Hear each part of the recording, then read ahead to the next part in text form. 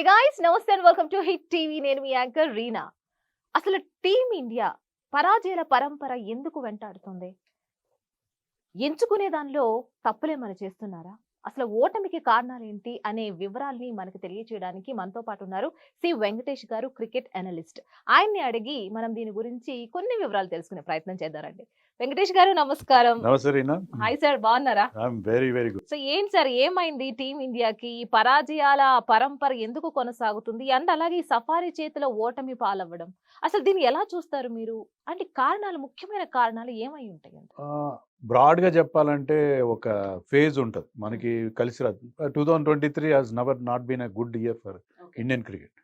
మనం WTC final ఓడిపోయాం, world test championship final ఓడిపోయాం, వరల్డ్ కప్ ఫైనల్ ఓడిపోయాం. ఇయర్లో లాస్ట్లో చివరిలో కనీసం ఆ ఓటమి నుంచి బయటపడతాం, సౌత్ ఆఫ్రికాలో ఒక టెస్ట్ మ్యాచ్ గెలుస్తాం అనుకుంటే అది కూడా 3 రోజుల్లో చాలా హ్యూమిలియేటింగ్ ఫ్యాషన్లో ఓడిపోయాం. 3 డేస్లో ఇన్నింగ్స్ డిఫీట్. చాలా చాలా అంత స్ట్రాంగ్ టీం కూడా కాదు అది. They are strong in their home ground, okay agreed, but still అంత స్ట్రాంగ్ టీం కాని టీం పైన మనం ఈ రకంగా ఓడిపోవడం చాలా బాధ. అది కాక మనకి దారుణం ఏంటంటే సౌత్ ఆఫ్రికాలో మనకి ఇది 8వ టూర్. మనం 8 టూర్స్గా ఒక్కసారి కూడా టెస్ట్ సిరీస్ గెలలేదు. Since 1992 have been trying. 1992 అంటే ఎన్నేళ్ళు అయింది? 30 ఏళ్ళు అయింది. 31 సంవత్సరాలుగా మనం అక్కడ గజనీ దండయాత్రలు చేస్తూనే ఉన్నాం. ఒక్కడంటే ఒక్క టెస్ట్ సిరీస్ గెలలేదు. We have won in Australia, in England, New Zealand, West Indies. ప్రపంచంలో అన్ని దేశాలు వెళ్ళి ఆ దేశాల్లో వాళ్ళ గడ్డ పైన టెస్ట్ సిరీస్లు గెలిచాం. మనం గెలవకుండా మిగిలిపోయిన ఒకే ఒక్కటి ఎక్కడంటే సౌత్ ఆఫ్రికా. సో ఈసారి కూడా, ఎందుకంటే ఇది 2 టెస్ట్ మ్యాచ్ సిరీస్. ఇది మీరు నెక్స్ట్ టెస్ట్ మ్యాచ్ గెలిచినా కూడా సిరీస్ డ్రా అవుతుంది. You cannot win the series. అంత దారుణమైన పరిస్థితిలో. సో ఈ ఇయర్ ఏ రకంగా చూసినా మనకి చాలా చాలా డిసప్పాయింటింగ్గా సాగిందని చెప్పాలి. తర్వాత మీరు అడిగిన రెండో ప్రశ్న కారణాలు అడిగారు. చాలా డీప్ రీజన్స్. నన్ను అడిగితే ఏంటంటే we're not fully equipped to win any ICC trophies. మనకి ప్రాబ్లం ఏంటంటే బైలాటరల్ గెలుస్తాం. మనం ఆస్ట్రేలియా మీద ఆడినా, ఇంగ్లాండ్ మీద ఆడినా, ఎంత పెద్ద టీం ఆడినా ఈ బైలాటరల్ సిరీస్లు గెలుస్తాం. కానీ ఐసీసీ ట్రోఫీస్ వచ్చేసరికి మనం లాస్ట్ గెలిచినప్పుడు అంటే 2013, వరల్డ్ కప్ గెలిచింది ఇంకా ముందు 2011లో.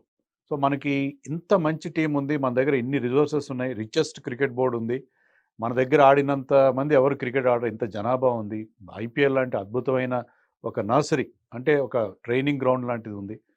అయినా సరే we're not winning ICC trophies since 10 years.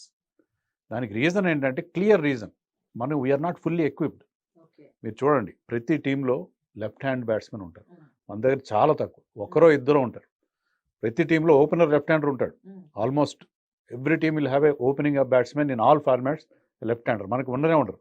ఇప్పుడు మెల్లమెల్లగా కొంతమంది వస్తున్నారు. రెండోది లెఫ్ట్ ఆర్మ్ పేసర్స్ ఉంటారు. మనకు ఆ వెరైటీ ఉండాలి. అందరూ ఒకే రకమైన బౌలింగ్, అందరూ రైట్ హ్యాండ్ బౌలర్సే ఉంటే, రైట్ ఆర్మ్ బౌలర్స్ ఉంటే will not have any variety.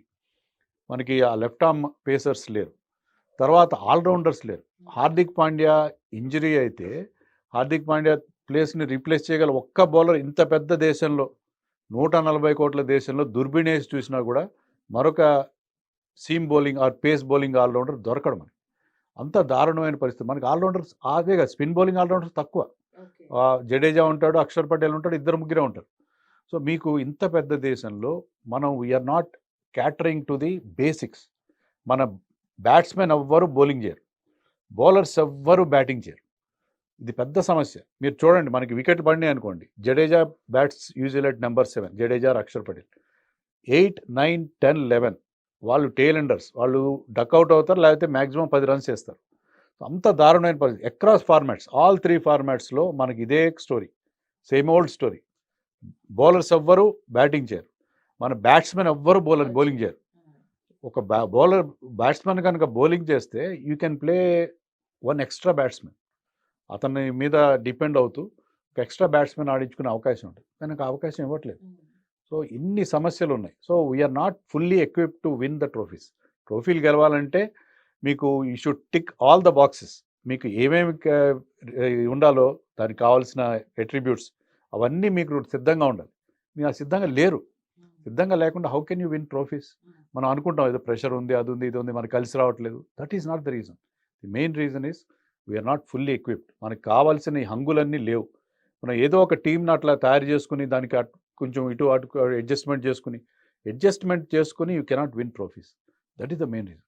అందులో ఇప్పుడు సౌత్ ఆఫ్రికాకి సెలెక్ట్ అయిన ఈ ఇండియా టీమ్ అసలు సెలెక్షన్సే తప్పంటారా? And also bowlers and batters వాళ్ళ వల్ల కూడా ఓడిపోయారు, అంటే నిరుత్సాహంగా ఉన్నారు అని అంటున్నారు. సో దీనిపై మీ అభిప్రాయం? డెఫినెట్గా సెలక్షన్లో కూడా ప్రాబ్లం ఉంది. ఎందుకంటే అజింక్య రహానే ఈ ఏడాది WTC ఫైనల్ ఓడిపోయాయని చెప్పాం కదా, ఆ ఫైనల్లో టాప్ స్కోరర్ అతను, మంచి బ్యాటింగ్ చేశాడు. కానీ అతను ఎందుకు పక్కన పెట్టారు? ఆ తర్వాత జరిగిన సిరీస్కి అతను వైస్ కెప్టెన్ కూడా చేశారు. మరి ఆ సిరీస్లో ఆడిన ఒక 2 ఇన్నింగ్స్లో అది ఫెయిల్ అయ్యాడు. అతను పూర్తిగా పక్కన పెట్టేశారు. అతని గొప్పతనం ఏంటంటే అతను ఇండియాలో బాగా ఆడు, బయట పర్టికులర్లీ మన సెనా కంట్రీస్ అంటాం, south Africa, England, New Zealand and Australia, అక్కడ మనకి కండిషన్స్ టఫ్గా ఉంటాయి. అండ్ హిజ్ రికార్డ్ ఇన్ సెనా కంట్రీస్ ఈజ్ వెరీ గుడ్. అలాంటి player is a test specialist. ఇప్పుడు ఈ టీంలో ఆడుతున్న వాళ్ళందరూ వీళ్ళు వైట్ బాల్ స్పెషలిస్ట్, అంటే T20s, 1 days ఆడేవాళ్ళు. శ్రేయస్ అయ్యర్ కానీ, గిల్ కానీ, వీళ్ళు టెస్టుల్లో అంత స్పెషలిస్టులు కాదు. You should have separate teams for separate formats. మనకేంటంటే ఒక ఫార్మాట్లో బాగా ఆడగానే అతను తీసుకొచ్చి ఇంకొక ఫార్మాట్లో ఆడిచ్చేయడం అలా జరుగుతుంది. సో అతను లేడు. విహారీ అని మన తెలుగు ప్లేయర్ ఉన్నాడు, ఆంధ్ర ప్లేయర్, అతను టెస్ట్ మ్యాచ్లో అద్భుతంగా ఆడతాడు. అతన్ని ఒక ఏడాదిన్నరగా కంప్లీట్గా పక్కన పెట్టేశారు. పుజారా ఉన్నాడు. పుజారా గతంలో అంత ఎఫెక్టివ్గా వెళ్ళాడు, కానీ ఇలాంటి చోట్ల అతని వాల్యూ చాలా ఉంటుంది. He will stone wall everything, అన్నిటినీ మొత్తాన్ని ఆపేసే ఒక, అంటే వికెట్లు పడకుండా టెస్ట్ మ్యాచ్లో you have to survive. First survive కావాలి, తర్వాత రన్స్ గురించి. మీరు స్ట్రైక్ రేట్ విషయంలో ఎలాంటి ఇబ్బందులు ఉండవు. అలాగ ఆడగల ప్లేయర్స్, ఆ టెస్ట్ మ్యాచ్కి ఉన్న టెంపర్మెంట్ ఉండే ప్లేయర్స్ని పెట్టలేదు. బౌలింగ్ విషయంలో ప్రసిద్ధ్ కృష్ణాని పెట్టారు, ఫస్ట్ మ్యాచ్ ఆడిచ్చారు. ఈ వాజ్ డిజాస్టర్. అంటే ఒక్క మ్యాచ్తో అతను జడ్జ్ చేయడం కరెక్ట్, కానీ ఈ was disaster actually. So Prasidh Krishna ఒక్కడే కాదు, ఉమేష్ యాదవ్ ఉన్నాడు. ఉమేష్ యాదవ్కి ఎక్స్పీరియన్స్ ఉంది, అతను తీసుకోలేదు. మహమ్మద్ షమి ఇంజరీ వల్ల మిస్ అయ్యాం. సో టీమ్ సెలెక్షన్ కూడా బాగాలేదు. సో టెస్ట్ మ్యాచ్కి ఈ should play test match specialist. వీళ్ళందరూ ఆ 1 డేలో వీళ్ళకి ఎలాంటి ప్రిపరేషన్ లేదు. నిన్న మొన్నదాకా 1 డే వరల్డ్ కప్ ఆడుతున్నారు, T20s ఆడుతున్నారు. వీళ్ళు ఎలాంటి ప్రిపరేషన్ లేకుండా వచ్చి టెస్ట్ మ్యాచ్ ఎలా ఆడతారు? సో టెస్ట్ మ్యాచ్కి ఆ మైండ్ సెట్ కానీ ప్రిపరేషన్ కానీ లేదు. అందుకే మనం ఆ టీం అంత స్ట్రాంగ్గా లేకపోయినా కూడా మనం చిత్తుగా ఓడిపోయాం. Right sir. What about Rohit Sharma? ఎందుకు టెస్ట్ మ్యాచ్లకు కూడా ఆడడానికి పనికిరాడు అని అంటున్నారు? అసలు ఏమైంది? మీ అభిప్రాయం ఏంటి తన మీద? ఇప్పుడు నథింగ్ సక్సీడ్స్ లైక్ సక్సెస్ అని ఇంగ్లీష్లో ఒక సామెత ఉంది. మీరు సక్సెస్ అయితే మీరు ఏం చేసినా అందరికి నచ్చుతుంది. ఫెయిలియర్ అనుకోండి, ఫెయిల్ అయితే మీరు ఏం చేసినా కూడా బోధద్దంలో చూస్తారు. రోహిత్ శర్మ విషయంలో ఇప్పుడు అదే జరుగుతుంది. రీసెంట్గా nothing is going in his way. అతను వరల్డ్ కప్ ఫైనల్ ఓడిపోవడం, తర్వాత ముంబై ఇండియన్స్ క్యాప్టెన్సీ నుంచి అతను తప్పించడం, ఇవన్నీ కూడా జరుగుతున్నాయి. అతను సరైన మైండ్ సెట్లో లేడేమో, కొద్దిగా డిస్టర్బ్డ్గా ఉన్నాడు. వరల్డ్ కప్ ఫైనల్ ఓడిపోయిన తర్వాత మనకి తర్వాత కొంతమంది ప్లేయర్స్ కూడా, అశ్విన్ ఇలాంటి వాళ్ళు చెప్పారు డ్రెస్సింగ్ రూమ్లో, అంత సీనియర్ ప్లేయర్స్ రోహిత్ శర్మ, విరాట్ కోహ్లీ బోర్ని ఏడ్చారని చెప్పి. ఎందుకంటే వాళ్ళు మళ్ళీ నెక్స్ట్ వరల్డ్ కప్ ఆడతారని వాళ్ళకి గ్యారెంటీ లేదు. ఆల్రెడీ దే ఆర్ 35+ సో అందుకని వాళ్ళు ఆ షాక్ నుంచి ఇంకా తేరుకోలేదు. నెంబర్ 1. నెంబర్ 2, ఈ డెవలప్మెంట్స్ వల్ల రోహిత్ శర్మ సరైన ఫామ్లో లేడు. అది కాక జనరల్గా ఫీలింగ్ ఏంటంటే, మీకు స్టాట్స్ ఇస్తారు, ఇప్పుడు ఆల్రెడీ స్టాట్స్ సర్క్యులేషన్లో ఉన్నాయి. ఏంటంటే రోహిత్ శర్మ ఇండియాలో ఆడినప్పుడు అతని బ్యాటింగ్ యావరేజ్ 60 ఉంది, బయట అయితే 30 ఉంది. ఇవి స్టాట్స్ అనేవి ఎప్పుడు they will not give the clear picture, మీకు ట్రూ పిక్చర్ ఇవ్వవు. అతను ఇటీవల ఇంగ్లాండ్లో చాలా టఫ్ కండిషన్స్లో చాలా బాగా బ్యాటింగ్ చేశాడు ఇంగ్లాండ్ సిరీస్లో. సో అతను బయట బ్యాటింగ్ చేయలేడని కాదు, ఈ పర్టికులర్ మ్యాచ్లో ఫెయిల్ అయ్యాడు. ఈ గాట్ 1 గుడ్ డెలివరీ. ఇంకోసారి ఒక హుక్ షాట్ కొట్టబోయి అవుట్ అయ్యాడు. హుక్ షాట్ కొట్టినప్పుడు కొన్నిసార్లు అది అతని స్ట్రెంత్ అండ్ వీక్నెస్ కూడా, దానివల్ల అతని బౌలింగ్ రన్స్ వస్తాయి, కొన్నిసార్లు అవుట్ కూడా అవుతారు, ఎవరిని అవుట్ అవుతారు. సో ఒక్క మ్యాచ్ విషయంలో ఏమవుతుందంటే, సోషల్ మీడియాలో వాటిలో జడ్జ్ చేయడం అలవాటు అయిపోయింది అందరికి.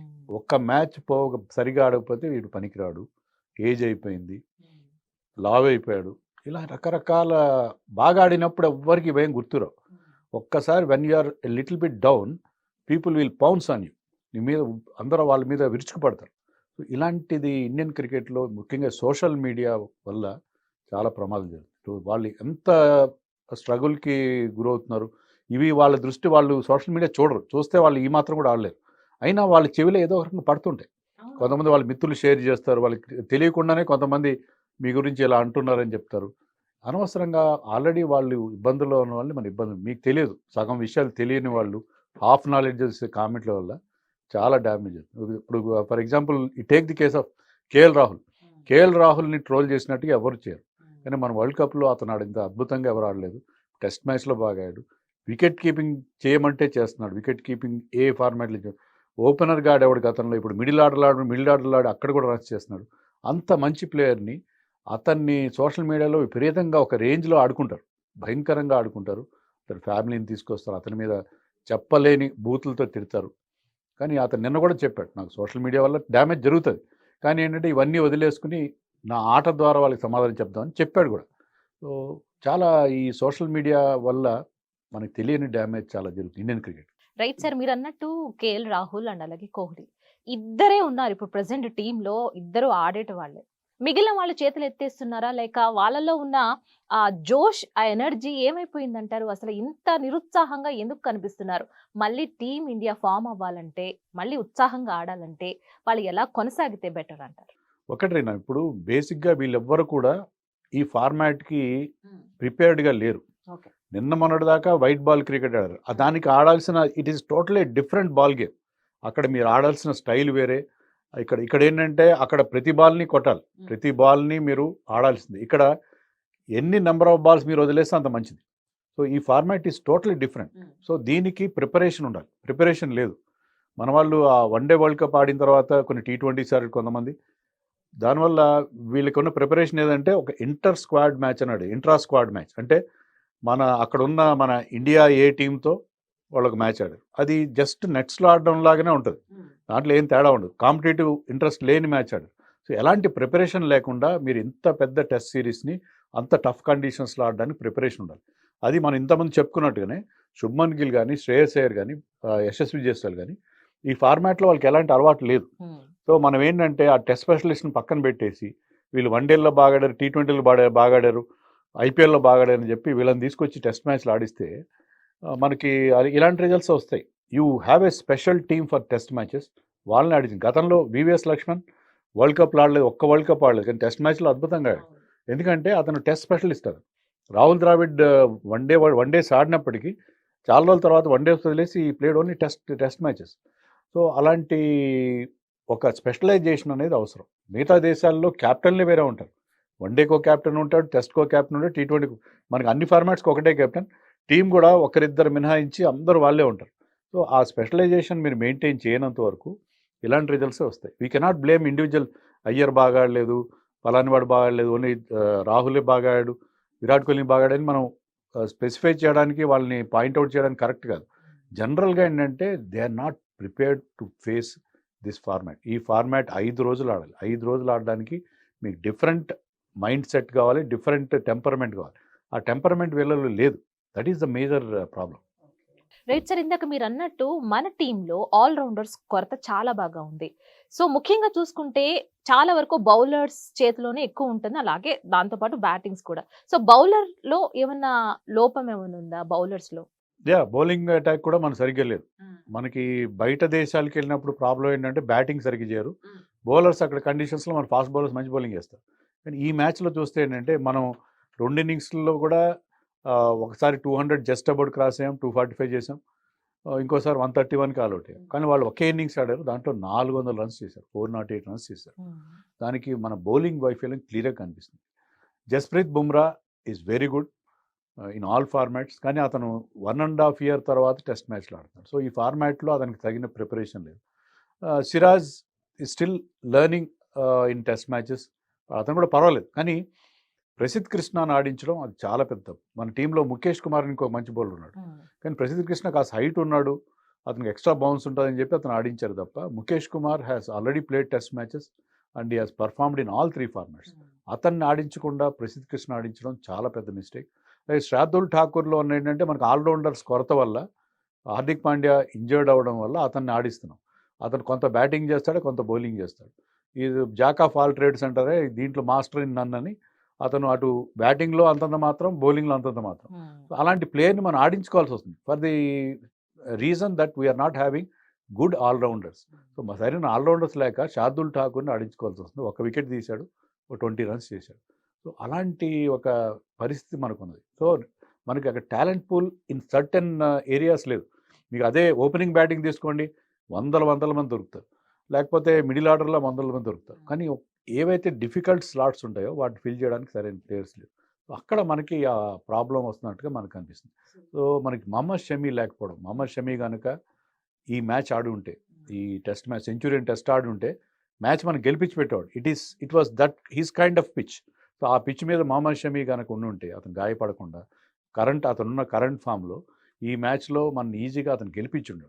సో అతను లేకపోవడం, ఎందుకంటే మీరు as long as Siraj and Bumrah were bowling, వాళ్ళిద్దరు బౌలింగ్ వేస్తున్నంత వరకు మన బౌలింగ్ అటాక్ బాగానే ఉంది. ఒక్కసారి ఈ థర్డ్ సీమర్, ఫోర్త్ సీమర్ వచ్చేసరికి మన బౌలింగ్లో వీక్ అయిపోవడం, విపరీతంగా రన్స్ ఇచ్చడం.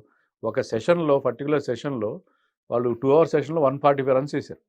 అంటే ఏదో వన్ డే మ్యాచ్ ఆడినట్టుగా ఆడారు. సో అంత వీక్ బౌలింగ్ అటాక్ మనకు కనిపించింది. సో ఇది చాలా సీరియస్ ప్రాబ్లం. మనకి ఇన్ని రిసోర్సెస్ ఉన్నాయి, ఇంతమంది కోచెస్ ఉన్నారు, ఇన్ని సదుపాయాలు ఉన్నాయి, అయినా we're not able to produce the proper players. అదే చాలా దారుణమైన మన దౌర్భాగ్యంగా చెప్పుకోవాలి. అండ్ ఆల్సో 2023 క్రికెట్ టీమిండియాకి కలిసి రాలేదు అని చాలా మంది ఇప్పుడు ఏంటంటే జనాల్లో కూడా నిరుత్సాహం వచ్చేసింది. వరల్డ్ కప్ ని మిస్ అయ్యాం, ఇప్పుడు టెస్ట్ మ్యాచ్ లో ఇలా జరుగుతుంది. మీరు అన్నట్టు సోషల్ మీడియా ప్లాట్ఫామ్స్ త్రూ వచ్చే కమెంట్స్ త్రూ వీళ్ళు నిరుత్సాహపడుతున్నారా? సో అవి కూడా పాజిటివ్ అండ్ నెగిటివ్ ఫీలింగ్స్ ని వీళ్ళకి ఇస్తాయి. నిరాశ ఎంత పడుతున్నారంటే చాలా మంది స్టాప్ వాచింగ్ క్రికెట్. చాలా స్టాంచెస్ట్ ఫ్యాన్స్ ఆఫ్ క్రికెట్ కూడా వరల్డ్ కప్ లాస్ వాళ్ళని ఎంత డౌన్ చేసిందంటే వాళ్ళు అసలు క్రికెట్ గురించి మర్చిపోయిన పరిస్థితులు ఉన్నాయి. సో అయితే ఇలాంటివన్నీ మనం ఎన్నో సందర్భాలు మ్యాచ్ ఫిక్సింగ్ పెద్ద కాంట్రవర్సీ వచ్చింది గతంలో. అప్పుడు చాలామంది ఇంకా క్రికెట్ మీద వాళ్ళకి నమ్మకం పోయింది, ఈ మ్యాచ్లన్నీ ఫిక్స్ అవుతున్నాయి అన్నారు. కానీ ఆ క్రికెట్కి ఆధారం తగ్గలేదు. మళ్ళీ మెల్లమెల్లగా మళ్ళీ మనకేంటంటే ఇది ఒక అలవాటు అయిపోయింది. కొన్ని బ్యాడ్ హ్యాబిట్స్, గుడ్ హ్యాబిట్స్ ఉంటాయి. అవి మనకి కొన్ని రోజులు ఏదో మనం దూరంగా ఉంటాం, మళ్ళీ అగైన్ మళ్ళీ మామూలు అయిపోతుంది. సో క్రికెట్కి ఉన్న ఆదరణ తగ్గే అవకాశం లేదు. కానీ ఇంతమంది ఇంతగా అభిమానిస్తున్న గేమ్లో మన క్రికెట్ పెద్దలు ఎవరైతే ఉన్నారో బీసీఏ వాళ్ళు, సో వీళ్ళకి ఇలాంటి హర్ట్ ఫీలింగ్స్ కలగకుండా జాగ్రత్తలు తీసుకోవాలి. మనం అనుకున్నట్టుగా మీరు అడ్రస్ ది బేసిక్ ఇష్యూస్, మీరు ఎక్కడైతే సమస్యలు ఉన్నాయో వాటిని అడ్రస్ చేసి ఆ రకంగా టీంలు తయారు చేసి పంపండి. మీకు అన్ని రకాలుగా మీ టీం స్ట్రాంగ్గా ఉంటే మీరు ఎవరూ ఓడించలేరు. ఇలాంటి ఇన్ని లోపాలు పెట్టుకుని వెళ్తే మీకు ఆటోమేటిక్గా ఇబ్బందులు తప్పవు కదా. రైట్ సార్, చాలా బాగా అనలైజ్ చేశారు. థ్యాంక్ యూ వెంకటేష్ గారు, thank you for your valuable time. So guys చూసారు కదా, మరో ఎపిసోడ్తో మళ్ళీ కలుద్దాం. చూస్తూనే ఉండండి హిట్ టీవీ.